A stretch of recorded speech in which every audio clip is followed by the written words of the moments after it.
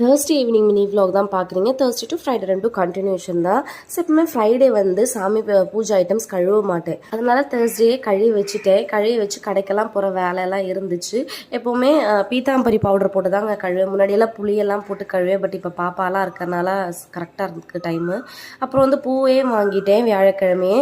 So மல்லிப்பூ வந்து 20 ரூபா ஒரு கவரு அண்ட் ரோஸ் வந்து 20 ரூபா ப்ளஸ் 20 ருபீஸ் வந்து சாமந்தி வாங்கிட்டு நல்லா சாமியெல்லாம் கும்பிட்டு முடிச்சிட்டாங்க அந்த ஃப்ரைடே.